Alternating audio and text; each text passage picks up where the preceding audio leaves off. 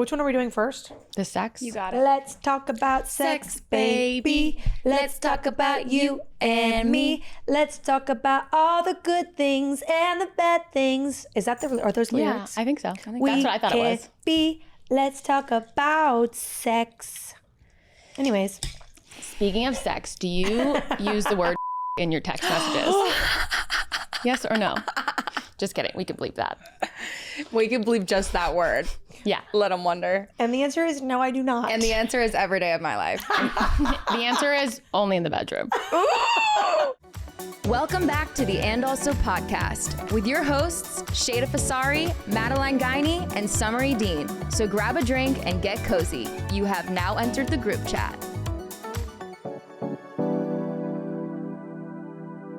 Madeline, you said you keep some things offline.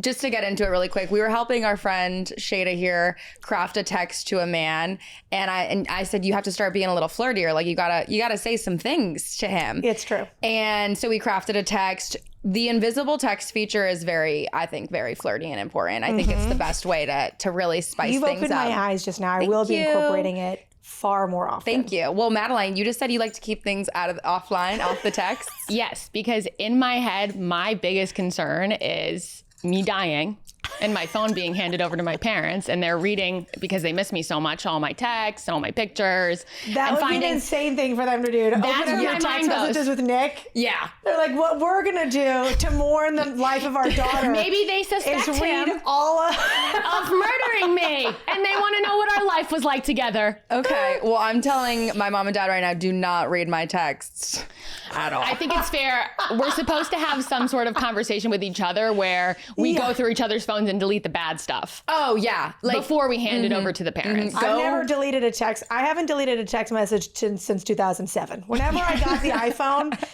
I have not deleted a text since the iPhone 1, just so everyone knows. Sheyda's paying $100 per month for storage right now to keep all of her texts. I have to hard reset my phone, and it's taken almost a week for it to back up all my text messages because I didn't have them backed up. Guys, you want to know what something? Fuck, this is so off topic for the conversation we're about to have. I shared an album with you. It's like Chris Fasari. Yeah, I know. It is. They share true. an iCloud. Isn't that crazy? Insane. So they have access to it already. But what I learned recently is the way I used to understand the cloud was like it was some off my phone server that like if I deleted it from my phone, it would still be stored in the cloud. That is not the case. The cloud and your phone are the same thing. So I was like, why am I paying for the cloud if I delete it off my phone and it's going to delete from the cloud? Wait, cloud storage is separate from phone storage. It is, but if you delete it from your phone, it deletes it from the iCloud. There's not a way to like save it just in the cloud and not on your phone, apparently. So now I've been paying $10 a month for a terabyte of storage. That means nothing. One of the fearful things that I have to live with in my life is that my parents and I do share a phone plan. And if I take any cute or flirty photos, I'm like taking it on Snapchat and sending it directly from Snapchat to my text and then sending it from my text to the person. I'm like, this cannot at any moment be saved to my photos. Because if this even touches and like, we don't share photos. Like my photos don't go to their photos unless it's a shared album. Okay. But on the off chance. But on the off chance, on the chance that someone does something and then all of a sudden they get all my photos, they can't have that. Yeah. Yeah. You know? Well, speaking of uncomfortable situations with your parents, gets us into today's conversation. Sexy sex. Did you guys have conversations with your parents about sex? Yeah. The talk. The bird and the bees. The birds and the bees. All the names that people come How up old for were it. you? My parents never talked to me about sex. They never ever did? You just went into the world. Just freeballed it. They were like, her peers are going to tell her about it. I guess so. And I was that peer, by the way. I was that No. peer. No. Wow. Yeah, isn't that crazy? I know that I knew about sex, but I don't remember having a talk with my parents about it. And it wouldn't have been with my parents, it would have been with my mom. And my mom is so blunt about things. God knows what she said to me. I feel like it would have been just like a passing comment from your mom of like, make sure to wear a condom. It was definitely, so I know for a fact by 4th grade, I knew what that was. A condom? No, sex. Sex. Oh. And I remember this because I got in trouble because I was holding meetings in recess. And we could climb trees back in the day. So I would climb up on the highest limb and I'd be like, all right, gather around. I'm going to teach you guys something. You'll never guess what I just found out. Yeah, you'll never guess what I learned. What your parents did, what your parents did, what your parents did. It's exactly what it was like. Yeah. And then they're like, Sheyda's got to relax. She's saying some crazy shit. She's in the lost tree privileges. No more tree meetings for Sheyda. So that's all I know. I don't know what my parents said. What about you? It sounds like you have a strong memory. I remember I knew about it, but it was not from my parents. And I remember it was probably like second grade that like either a peer told me or something. And I remember I was like, oh, I shouldn't know about this. Yeah. I was like, I should not. Like I said, I am way too young. I don't need to know about this.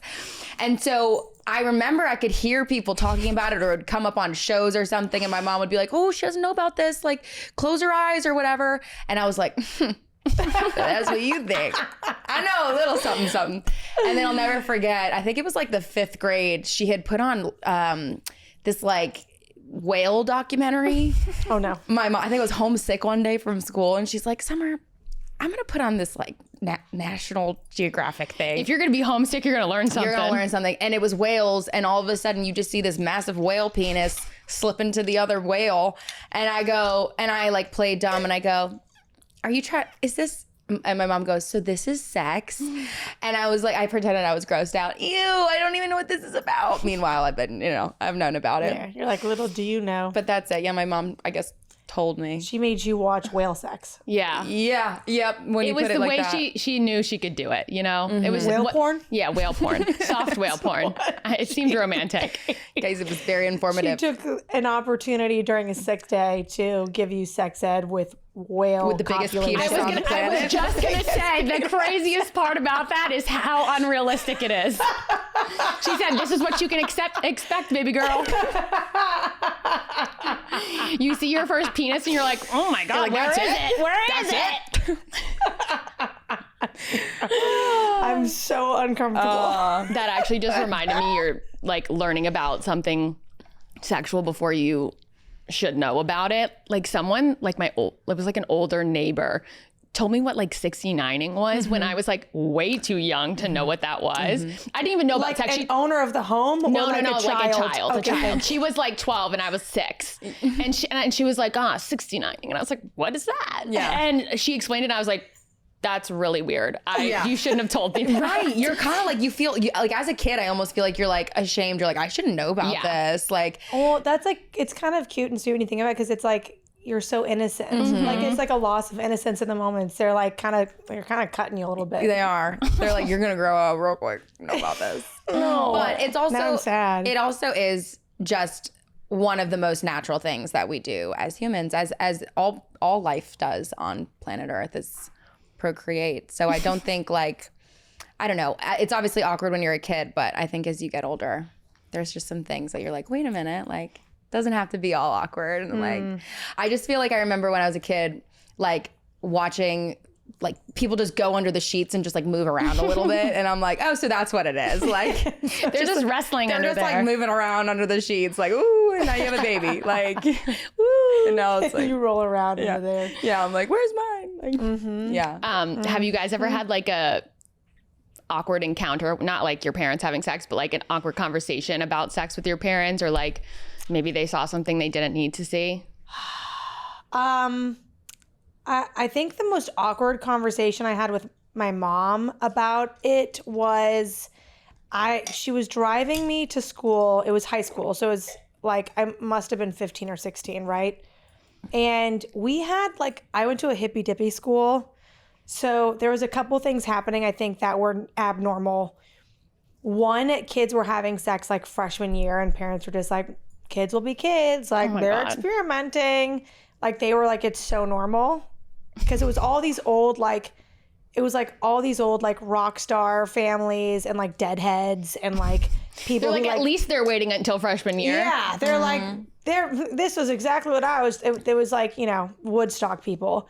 And the other thing was we had a very interesting sex education at my high school.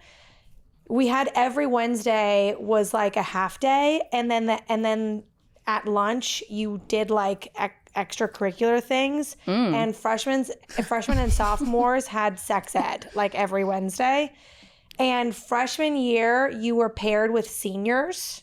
That seems inappropriate. That actually seems like they were asking you to get pregnant. Yeah, well, and they were like giving you class. You like got to ask seniors sex questions. Were you paired with a female? Or opposite it was like sex? it was like 10 of us and like 4 of them. And it was like 2 boys, 2 girls. And you were like, okay, like what's normal in dating? Like what's normal? Like what's a normal wait time for this? What is, because they felt like the theory behind it was you could actually ask questions that you would be scared to ask an adult about. Yeah, okay. But I wish they would have brought in like someone with their frontal lobe fully developed. And then sophomore year, we had an actual female teacher who they brought in from outside of the school, who we had a guy who taught us self-defense, and then we had a girl who taught us sex ed. And it was like an insane version of sex ed because this girl, like, she ran a Planned Parenthood, and she like showed up with bags of condoms and like she showed up with a wooden dildo and like showed us how to do things that wasn't sex so that we felt confident to not have sex and do other things.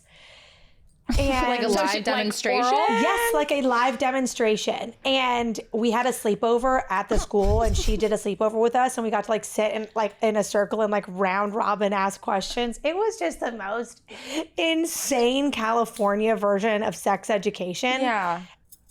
I wish you guys could see our producer's face. Dugan is leaning off her couch with a face of shock and disgust. We had like the Pregnancy Pact movie, I think it was. And that was about my hometown. Yes, I feel like I remember that. And like, didn't all like the 16-year-olds, they were like, we're all gonna get pregnant at the same time.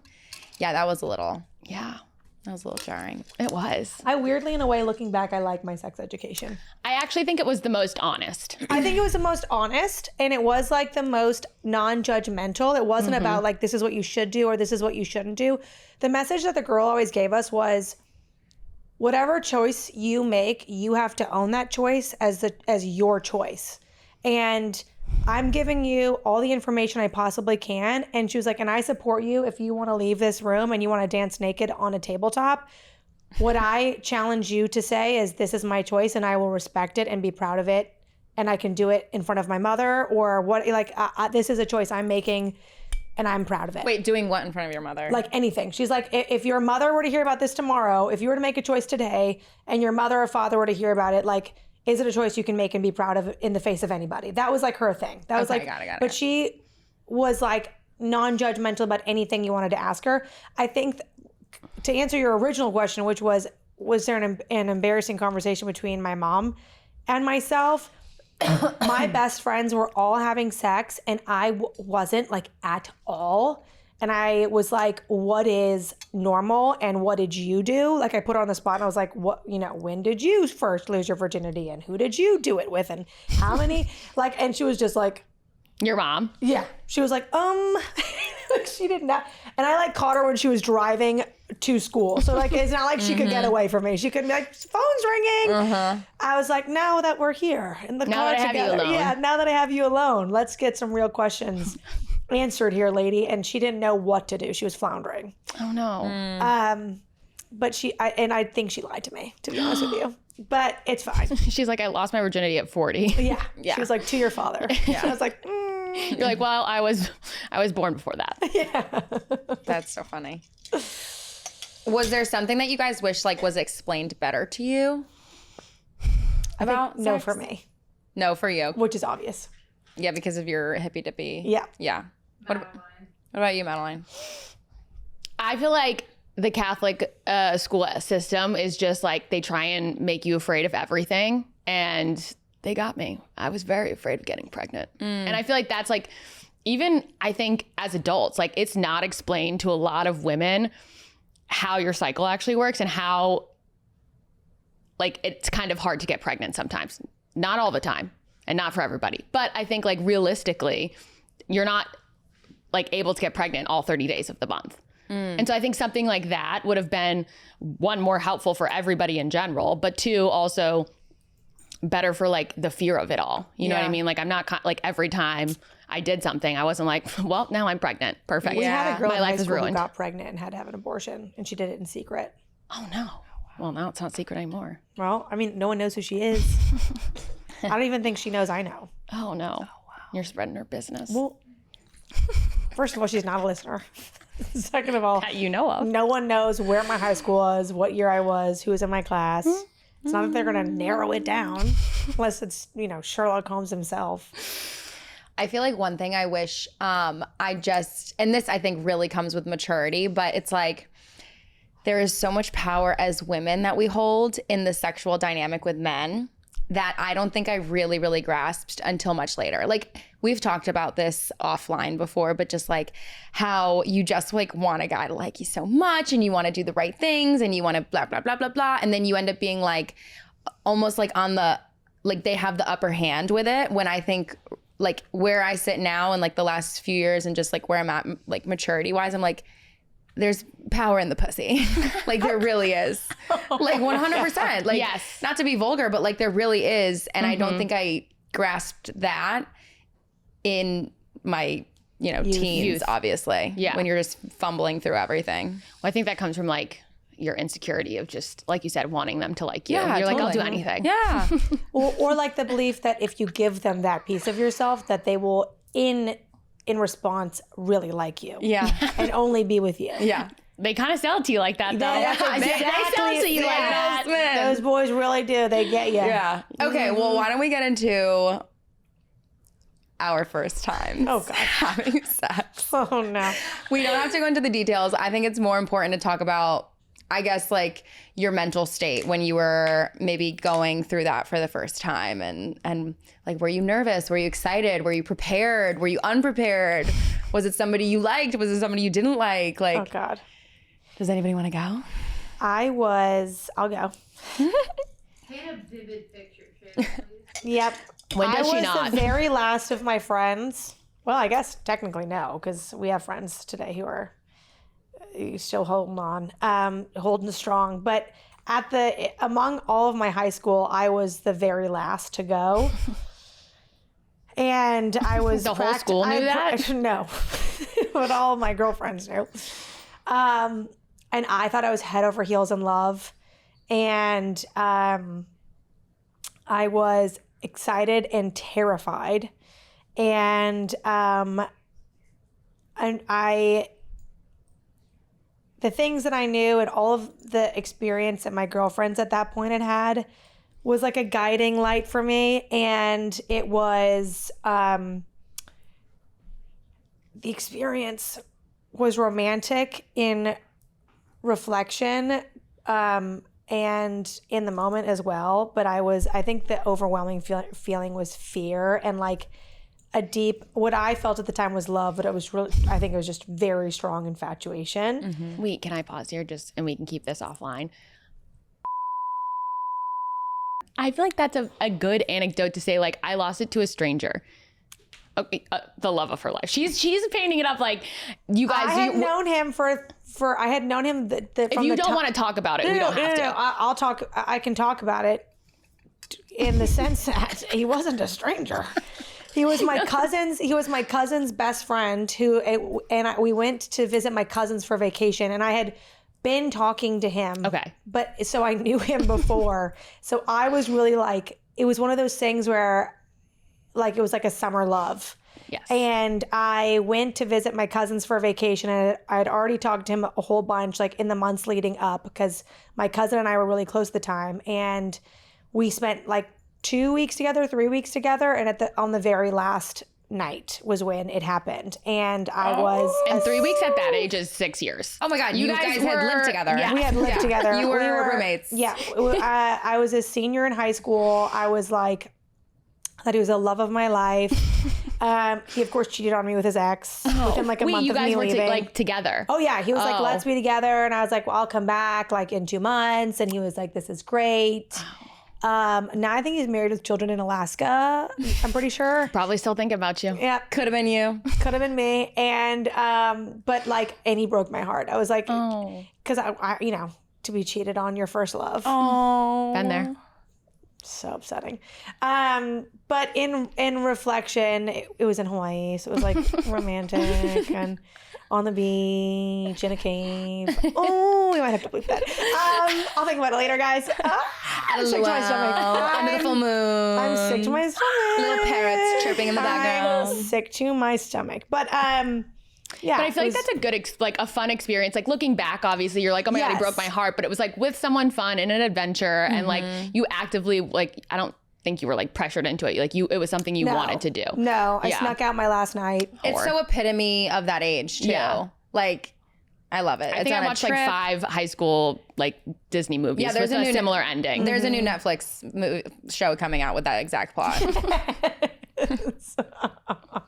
Aloha and goodbye, huh? I think aloha is good. Goodbye and so it's just aloha. Honestly, and aloha. Aloha would be the perfect title for that. Yeah. Hello and goodbye. A story of hellos and goodbyes. Sheyda's loss of virginity. Horrible. Anyways, who's next? What about you, Marm? You got any like?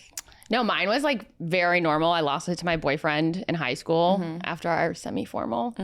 It was just very normal, healthy. And I feel like, looking back, was like, even if we break up and like he's not the love of my life, which I did think he was at the time, I'll still be okay with it. Because it wasn't like someone random that like peer pressured me into doing it, or like a guy that like I didn't know and just like met on the beach. What? Are you dead serious?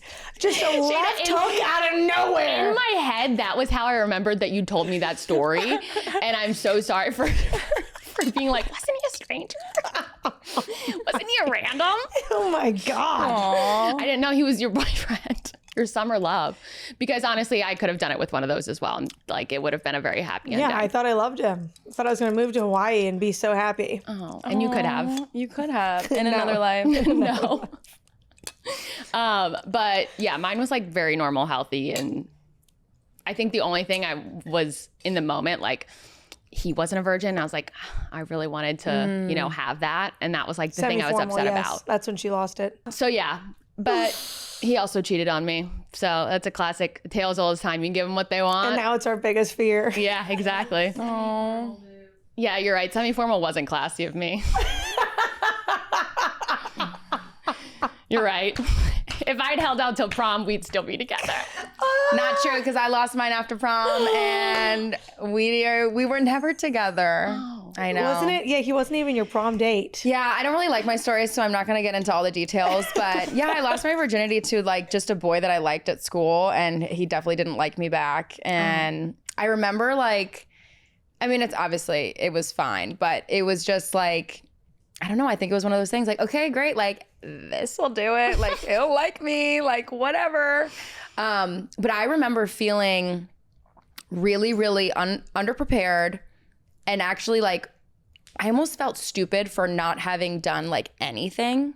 So I was like really, really like, I didn't want to look stupid. Like I had this thing of like, okay, I don't want to like do the wrong thing, or like, what if I don't know how to do this or whatever. And I remember feeling like, God, I remember thinking, I just want to do it so that I can like get it out of the way almost. Because it made me so nervous. Like I was having trouble like hanging out with boys like in a non-sexual way, because I was so nervous about like, I don't know what sex is, like, or I don't know how to do it. Like, I don't know how do you touch a penis? Like, you know what I mean? Like, Oh, you hadn't done anything? I had done like very limited things. I mean, I'd probably touched a penis. Okay. We can cut that. She saw the whale penis. I mean, I definitely wish that I had done it in a more, I think just like a safer way, like an emotionally safer way. And I don't know, I probably still feel the effects of it today. I think one of the things to kind of like circle back about our education around sex, I think as silly as like talking about my education, I feel like the people, like my group of like that education is probably some of the best you can get, because there was nothing I wasn't prepared for. Like, and I think it's so crazy, like moving to the South, like talking to men and women and how little they know about like women's bodies or like how our ovaries work or like how a period works or what ovulation is, or like it's actually so upsetting because I feel like that is a cause for great disconnect between men and women, one, and two, women should be really comfortable with themselves and comfortable in their body and knowledgeable about what's going on with their body. And I feel like there are so many women who aren't. And I'm like, Yeah. that was such a staple in my education. And there was such dedicated time to that. I'm like, I feel like that, I mean, sure, you can still teach abstinence and all these things, but I think there can be so much more that's given to you, at least an understanding about like simple function and simple like sex mechanics, so that like when you choose to do it, you are prepared and you know all the things that you need to feel good in that experience and all the things that he needs to feel confident in the experience and confident that he knows what he's doing on his end. Like, I think there's such a lack in that in the education system. One thing I will say is my mom, probably when I was in high school, like senior year, I just remember her saying this, and I'll never forget this. She was just like, I just want to let you know, sex is supposed to be really fun. So like I didn't feel fearful of it like after a certain point. It honestly, like once I did lose my virginity and then I like actually got into a relationship and like was feeling more comfortable in it, my mom has always said sex is supposed to be really fun. So I never felt like it was demonized. Yeah. And I think that's also really, really important because as you do start to have sex, especially as women, because ours is so mental and so emotional, which we'll definitely get into like the differences between men and women, but you have to feel so safe in your body. You have to feel so good in your body for it to be a really enjoyable experience. You have to be, because ours is so mental, you have to be so present. And I think that's where like a lot of women that I talk to that don't like sex, like they don't like having sex with their boyfriends or their partners or their husbands, they're not in their body. They don't feel sexy. They don't feel like womanly. They don't feel all these things. And like, I'm like, I think that's such a huge part of like the act itself. It is such a huge part. And I think that's a huge part, a self thing, but it's also your partner. Like, does your partner know how to take care of you? Is your partner curious about the things you enjoy, the things you don't?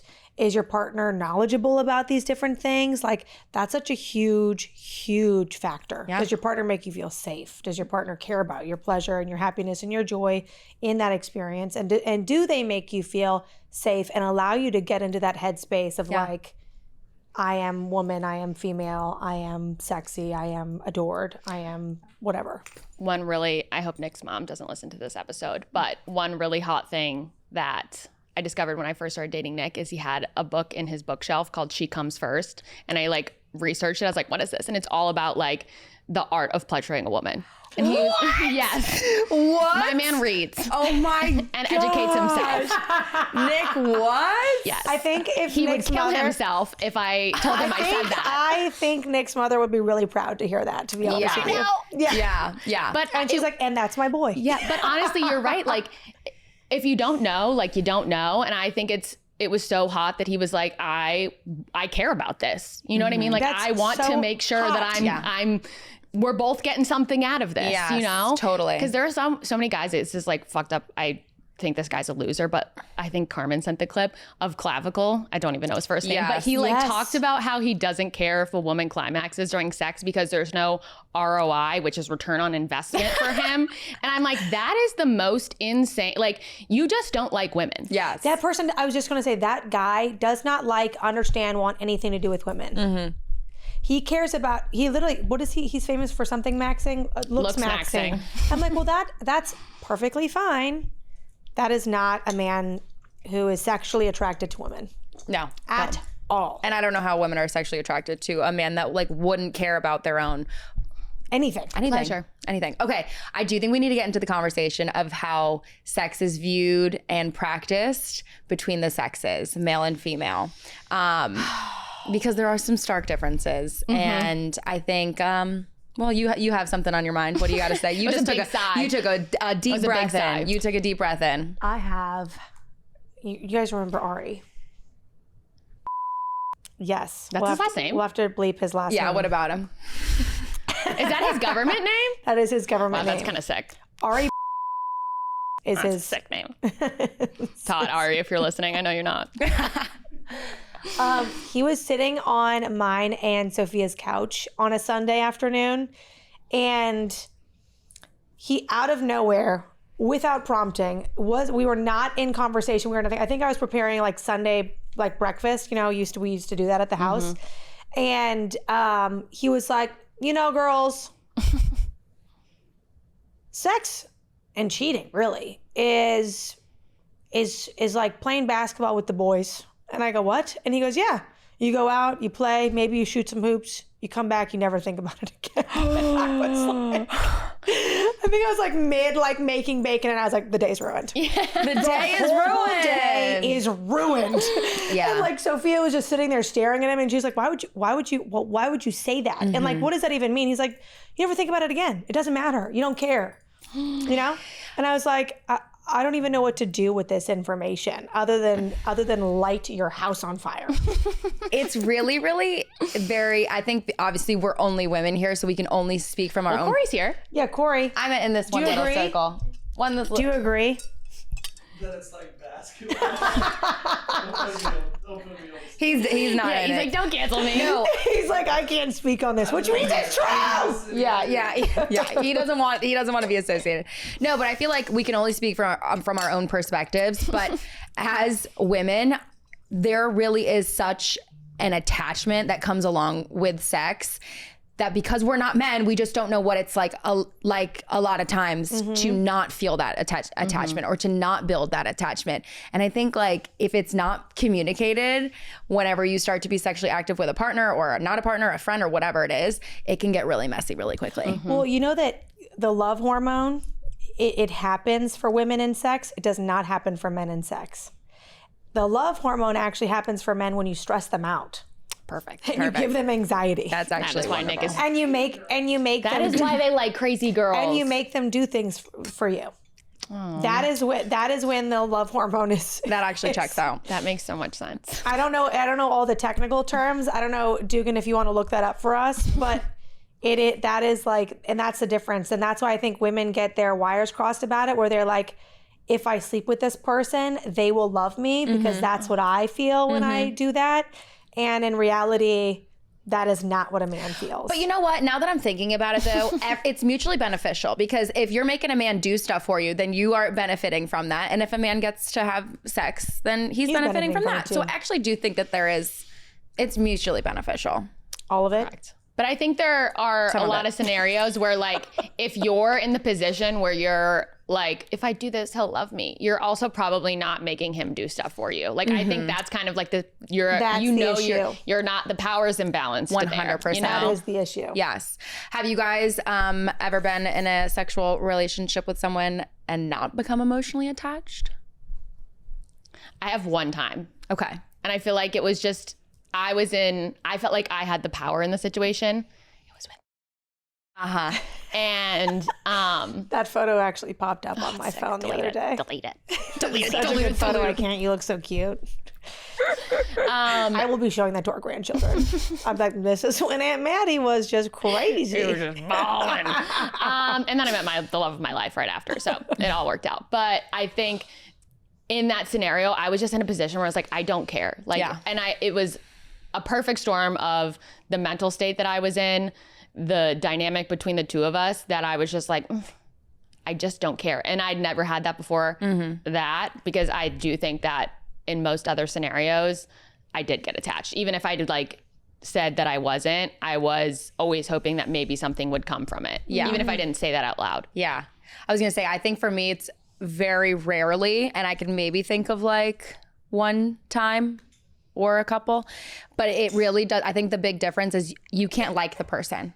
Like, you genuinely can't like them, in my opinion. Like, for me at least. I can't like like them in a way that like I would want to date them. You know what I mean? I'm not gonna obviously like have sex with somebody I don't like or think is a good person, but I'm like, this would never be a thing ever. Yeah. But it's really hard for me. Yeah. I get very emotionally attached. Yeah. Yep. Sheyda? It's only ever been for me one time as well. And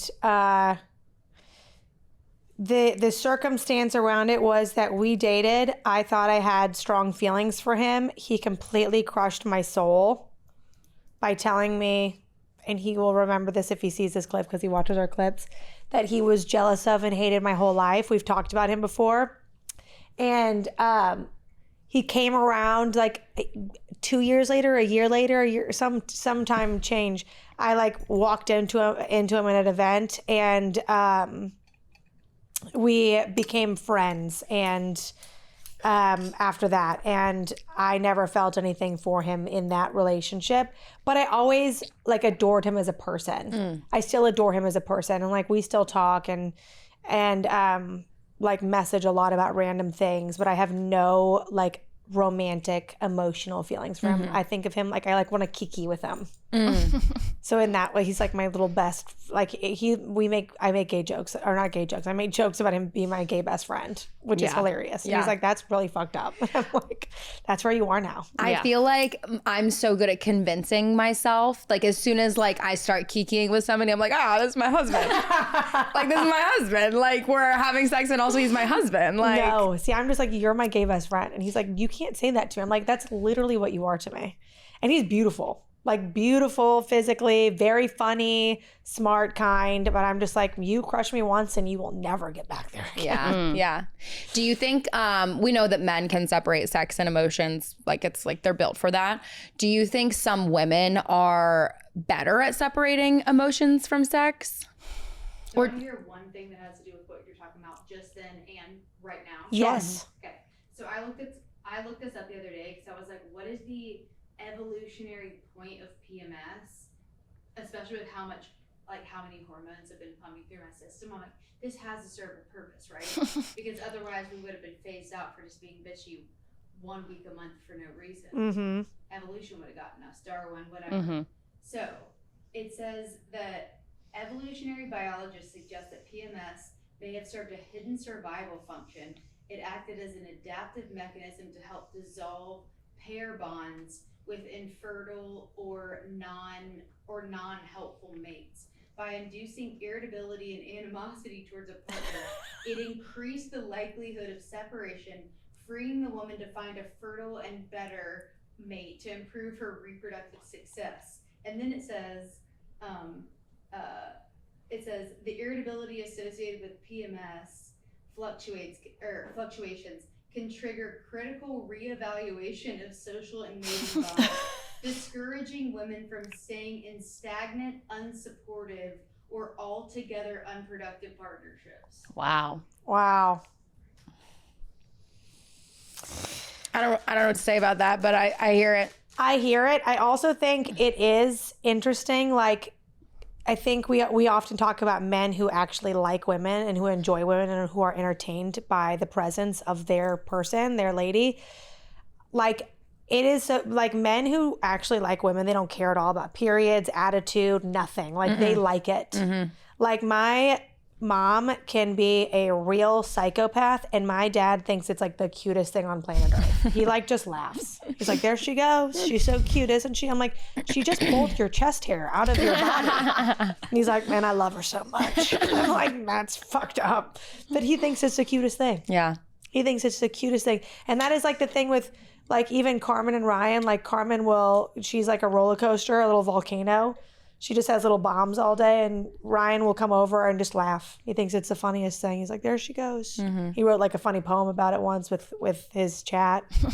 Like, it's just very funny. Those like men, and I think it's a good response. Like, it's PMS and female behavior, heightened female behavior.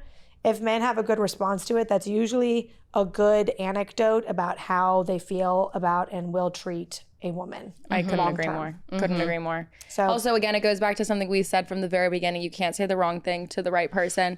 You can't fly off the handle and them not like it or still show up and be like, you're crazy, but I like it. Like, you know, I just think like they like you, they like women, like whatever it is. Yeah. Okay, going back to my question. Do you think that some women are naturally better at separating sex from emotions? And if so, why? Sure, and I'm sure it has something to do with hormones. You think? Like someone, a female who has more testosterone in her system, or whatever it is. And I'm sure that's also a question of nature versus nurture. Like, how did you receive love as a child? Did you have a good relationship with your father?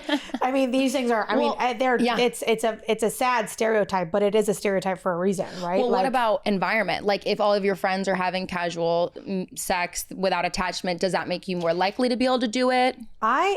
Here's what I'll say. Like, being a nanny to like younger kids and babysitting a lot growing up, the things I've heard the younger generation say around and about sex is wild. What do you mean? Like, I once overheard a couple of girls that I used to babysit, sisters, they were like, oh, I've got something bodies. And I'm like, what? I was like, I'm sorry, pause? What do we, well, like bodies, deaths? What do we like? And they're like, no, that's like how many people I've slept with. And they were like in their teens. And I was like, we got multiple and we're saying bodies? Like, what is this? This is like a death count. It's like a death now. I'm like, this isn't even, there was like no respect around it. And I think that's kind of like, it's kind of this, it's like a signal to, kind of the way people are treating sex and love and relationships, and also like childbearing. I think there's like this nonchalance around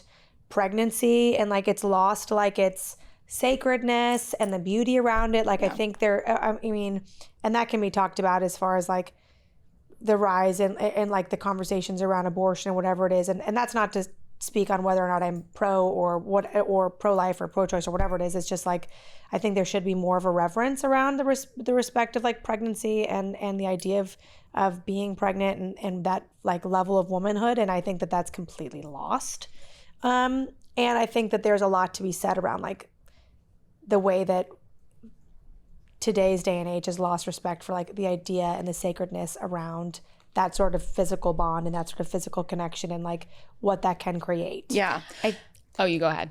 Okay, I was just gonna say, like, it kind of goes back to something I said at the beginning about like women holding the value of of sex. And in a sense, like we are the gatekeepers of it because we know that men can do it no matter what.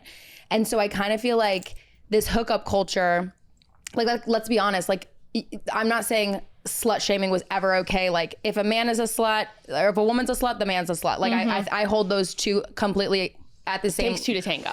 But I also think men are wired different, and so they will have sex with more people if they can.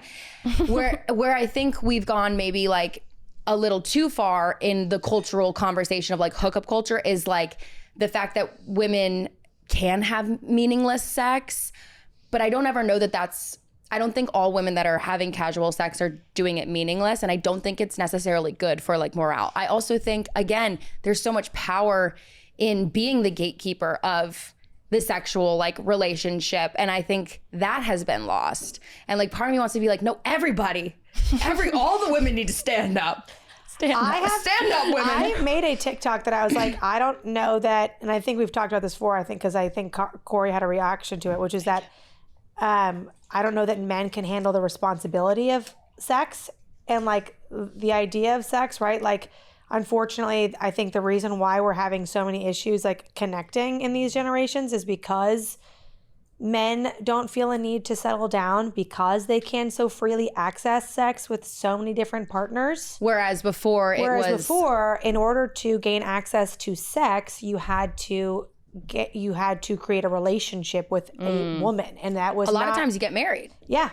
And now that's not a requirement. Yeah. And so there's like this huge disconnect where women are like, why can't I find a partner? And I think there's a lot of other factors as well, but like a huge factor is that like men are like, well, I don't need a partner to get what I want right now. Right. And even though I think there's a lot to be said around like the male loneliness epidemic and whatever else, like when they know that they can have their cake and eat it too, like there becomes this lack of a need for the connection thing in their mind. I think long term it's a huge issue for them and their wellness and their well-being. Like there are so many studies around the idea of like gaining success for a man is like 10 times. It's like way more likely and way easier if you have a wife and like a good partner. I also don't think I think we're like being like, oh, men are these like heartless beings that just want to. I don't. But think, I think men too also crave the connection. I think they crave the connection, but I think that they enjoy. I mean, they are biologically right. They can separate it. Yes, they are biologically wired to spread the seed, and I think they are wired to like want to try all the flavors. And I am not putting that down. I think it's just how they are. It's just how they are. And I think that they do want connection, but I think that when they're 20 and they're virile and they're running around the city, they're not thinking about that. Like that's not the thought. They're not like, some of them, but like the average person is not going, I really want a wife at 23. I think it's like kind of going back to what you were saying earlier about the like reverence of having sex and having a relationship and having all of these like meaningful connections between like men and women. It's like the social pendulum or pendulum.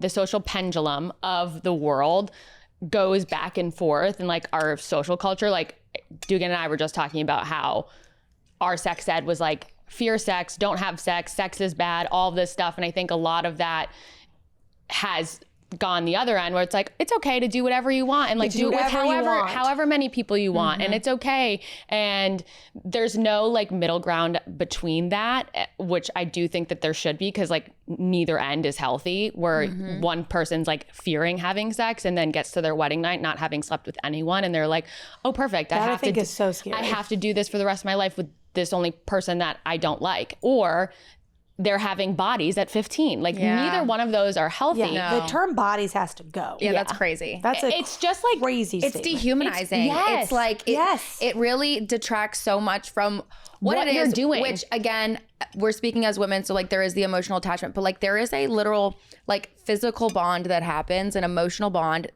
If you're religious or whatever, a spiritual bond. You mentioned it before. Creating life is the most insane thing you could do. The act is to create life. Like, so I do think that there should be a reverence around it. And, you know, whatever. We're in a society where maybe yes, maybe no, but bodies at 15 is crazy. Yeah. And bodies at 15 is crazy. Yeah. I just think it's like the slow trickle down of like how we got here, where even in college, like I remember having a conversation with you about some guy and you were just like, yeah, I just like don't really care. And I was like, how does she not care? I probably come to find out she did care, but she wasn't even saying that to us. So you know what I mean? Like you were like, I don't even know if I knew I cared. You know what I mean? Yeah. It's like, but I do think so far, Summer. I care so much. I care so much. But I think like that cool girl like trickle down has really infested this younger generation of like brain rotted kids. Yeah. No offense to them, but like I do think that it unfortunately at some point might swing the opposite direction again, where like it's like, oh, now everyone has to wait until they're married, and that doesn't turn well for anybody. Well, to be fair, I will give the younger generation this. It really is kind of like the younger millennials into the older Gen Z that's like probably in this like hookup culture. The younger generation is getting married. Yeah. There has been this resurgence of like people like marriage. 23, 24, 25 getting married. Like my brother's getting married in 2 weeks. How old is he? 25. Okay, well, 25. Like I think my siblings were married, but even then, in my mind, I'm like, oh, child. But could you have imagined getting married at 25, Madeline? No. Sheyda? My brother got married at 28.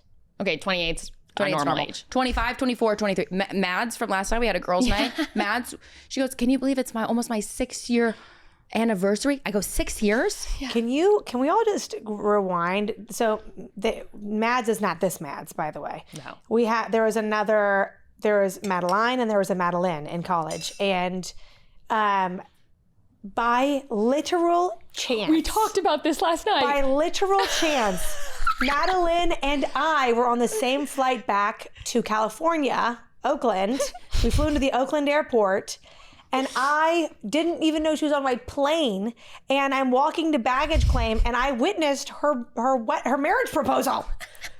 I just was like coming down the escalator. This is like my friend from college, and you know, her whole family standing there with signs. Her now husband of 6 years, that's crazy, is down on a knee. Aww. I'm like, ooh. I wish I had taken a video. Oh, it's so funny. We were literally just because the reason it came up was we were talking about like engagement, and like obviously I hope you guys know when I get engaged. But we had told her fiance, we're like, we want to know like before you do it, like so we can make sure she's all ready and all this stuff. He texts me while he's on the plane. He goes, hey, you wanted to know? Just to let you know, I'm proposing to Madeline when this flight lands. And like he thought he was doing like a good job. He thought he was giving a heads up. And I'm like, that is not what I meant, Philip. And then I get a text from Sheyda and she goes, hey, I think I'm witnessing Madeline's engagement at baggage claim 6. Like it was just the funniest exchange of like, what? And I'm sitting in my car like, what's happening? But you know what? That's like such a beautiful like difference between men and women, because you had this expectation of like, I'm gonna get a good heads up. We're gonna have the thing. And Philip's like, I'm giving her the good heads up. Oh, I was explaining to my mom something that was going on when with Madeline and Nick, and my mom was like, I don't get why you girls even like why this is even a conversation or why you have anything to do with it or are helping at all.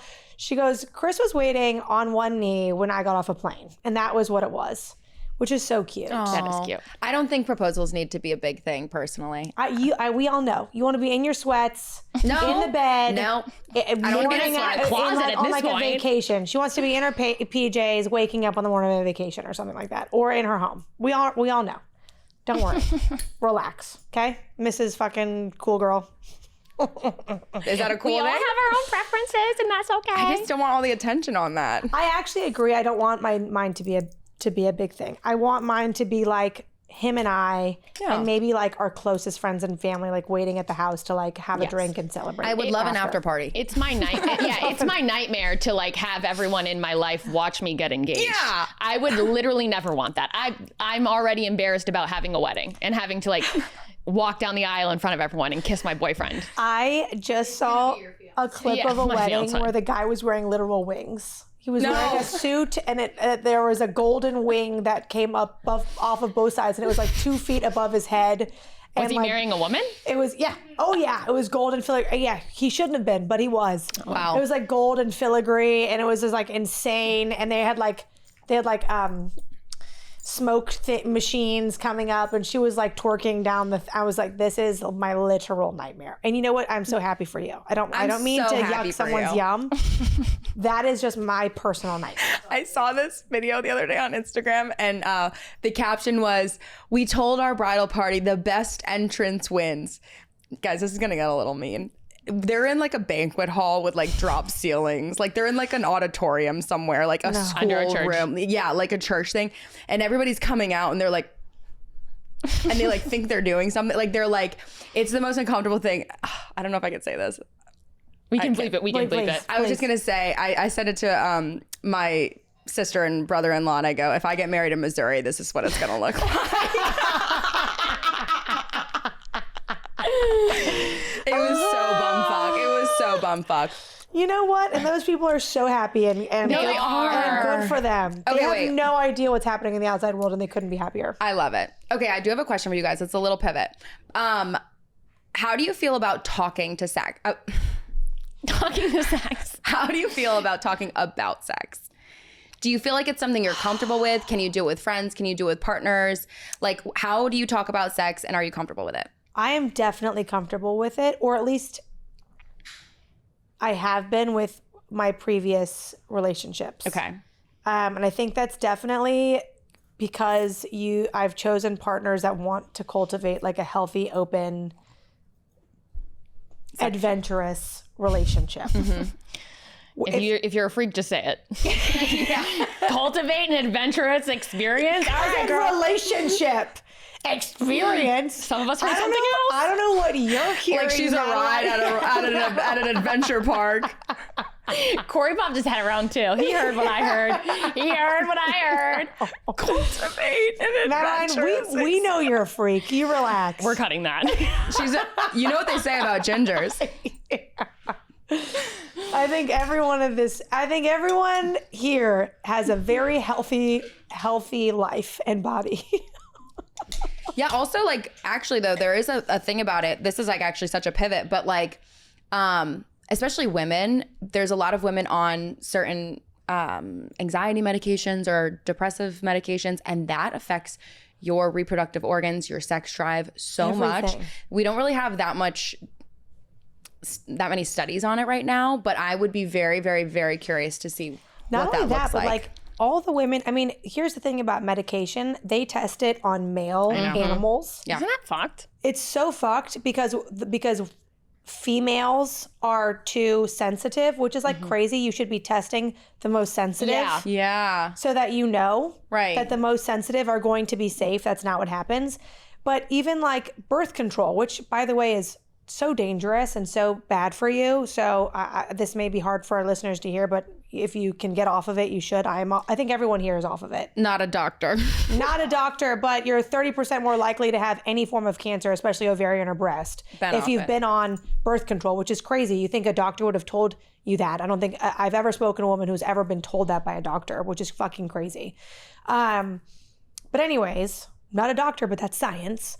What was I going to say? You like are attracted to different men if you're on birth control versus off of it. I've heard that. Vice versa. And vice versa. It like What do you it mean like vice versa? It changes your pheromones. Like Yeah, they don't Like- you don't seem as if you're already pregnant. Like you being on birth control makes the pheromones you give off mean you're already pregnant, which means you don't need to be impregnated, which means men can sense that you don't. Oh. Yeah. That's why I was pulling losers in college. yeah, that's exactly why. That makes so much sense. It's like it ruins like the natural way of things. Like the natural animal thing, but in humans, which by the way, we are animals. Yeah. Yeah. It's so weird. What do you think men misunderstand about women and sex? This is kind of the opposite of everything we've been saying, but just because we have sex with them does not mean like we want to marry them. Like, I think that is such a big thing with guys where they're like, oh, like she's going to fall in love with me. And it's like, Tyler, we're not. It's not even that good. You know what I mean? Like, maybe it's good for you because I'm good. But, but like, I do feel like they assume that all the time, like, she's going to fall in love with me if we do this. Like, and I think that is just a very wild misconception and like a cue to their like much overconfidence. I think men misunderstand like desire and like the female interaction. I think that has a lot to do with like the porn industry and what they're viewing all the time and like what they understand to be like a woman's natural reaction or what she actually desires in the bedroom. Well, it's like the male gaze versus the female gaze. They do everything for other men. Yep. But I think that like that interaction has been so over dramatized and every like sexually portrayed, like it's just like boy oh boy. And I think that's unfortunately a huge, it's like a two ships in the night. Oh, yeah. Two ships in the night sort of thing where it's like I think women can and want to enjoy it just as much as maybe even more as men do. But finding a male counterpart who you one are physically attracted to and then two enjoy like their minds and their time and all those things. It's such a rare thing for women. It's like to find that is such a jackpot because I feel like, and this is again back to like the sex ed thing that like so much more can be taught to men. I think that's like, it's not necessarily the man's fault. It's like kind of a missed opportunity in education and conversations for both girls and boys where you're like, if you are able to teach the women what it is that their bodies are doing and then you're able to explain to men what it is women's bodies can do, there would be so much more like connection. Well, I think it like to that point, there's also just like a lack of like caring on guys' end. You know what I mean? Like a guy could read any kind of fantasy novel and figure out what women want very quickly. I think the good men really want to, though. I think the good men want to. I think the good men want to. I think it's not even like, I think men are so laser focused on things that they don't even know what they don't know. And so sometimes I've had like conversations with men where I'm like, I'll like say something and they're like, wait, what? And I'm like, yes, this is a fact. And they're like, there's no way. And then like their mind's blown. And I'm like, yeah, like this is a possibility for you. And it's not even his fault that he doesn't know it. Like he didn't even know it or to look it up or to whatever. One thing I will say is I do think as women, sometimes we're doing a disservice to men in the sense that we're like, yeah, I finished too. I never do that. I think that you've never done that your entire life. Not since I was like 23. Okay, that's fine. In at least a decade. Yeah. But I do think that like that is something that ends up giving men this like overconfidence or blind confidence within what they're doing that then they don't understand what they're doing wrong. You know what I mean? So they're like, every girl I've ever been with is less satisfied. And it's like, The women that should have actually been in Salem. yeah, correct.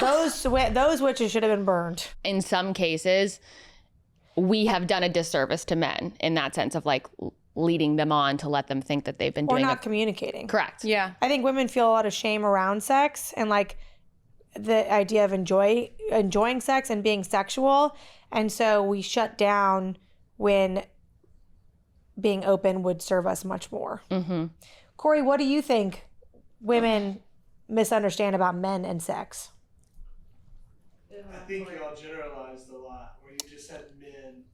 There's like a lot of different types of men. That's true. There's a lot of different types. I tried to say something like that. Wait, I was taking responsibility for a lot of stuff that women do wrong. And then you went right back to men. Man, this is why we get man hater allegations. This is why. I was like in my head like this is gonna be a man hater. No. I think here's the problem. This is why we get a lot of man hater allegations. Is that when we're talking about the issues with men, we're talking about men who have those issues. The men with the problems. Yeah. To be clear, there are a lot of good men out there who are very respectful of women and the act of anything romantic with women. I think we get in trouble because the clips you catch are the clips we're discussing about the issues in the male world, not the And you know what? Maybe we need to do a men positive episode. We've We've been talked about talking it. about We've this. been talking about it. It's in the next docket. What? Corey can be in it. He's a guest. Yep. Yes. Corey's like, that's the last thing I would ever do. I do think y'all hit a lot of good points though, but also like the basketball thing, it's like I think it's a big point of nature and nurture, and where you're at in life. Because like I've been there, like 21, working at a bar downtown. It's available. Yep. You know. Yep. And it is. It's like playing hoops with the boys. Yeah. Yeah. And at that time it can be, but then you get to different stages in life, and you're like, oh, I want connection. I messed up. You know? I love maturity. Yeah. Okay, so what I think men misunderstand about women and sex, I definitely agree with Sheyda. I think men don't understand that women want sex a lot more than I think that they do. Especially like a good, healthy person. I think a healthy woman wants a lot of sex, personally. Healthy mentally, physically, spiritually, whatever. Yep. I think that women... What'd you say? I didn't say anything. She's just turning red. We're children. We're I was 15. just laughing at, like, in my mind, I'm like, gotta get right with God so I can be horny. But I know what you meant. I know It's what like you a meant. frequency thing, No, it baby. is. It's It a is. frequency No, I thing. actually- What's the energy? Here's the thing. I think energy that you bring into the bedroom is half the battle. Correct. The energy you bring into the bedroom is half the battle. True. That's True. all I got. I think if you show up excited and ready to communicate and learn, your man's going to be pumped. One thing I will say about women is I feel like once they do sometimes get into relationships with men, we can start to like shame them for wanting to have sex. Yeah, It becomes like which not right now. Like, you know what I horrible. mean? And that, like, I think is not healthy either. You know what I Yes. mean? I think something that women do that sucks for men is, and I think it's something you want to search for in a relationship, is that like men want to be admired. Like they want to hear that they're sexy to you, that they're hot to you, that you desire them. And I think that men can get frustrated if you turn them down frequently, or and two, if you never initiate. Yes. Which like I think is an issue women have, where they're like, I only have sex when my man wants to have sex with me, not like I woke up today and my man's hot and I'm gonna go chase him down. The best piece of advice I got from a married woman is don't stop the blowjobs. I knew you were going to say Don't stop the blowjobs. My grandmother And that's from a listens married to woman. this So- podcast. And on that note, And on that note, I'm needing Go more with God. champagne. Love you all. We hope this wasn't too scarring for our family, our client, And our the friends. family of our loved ones who listen to this. Otherwise, we will see you next time.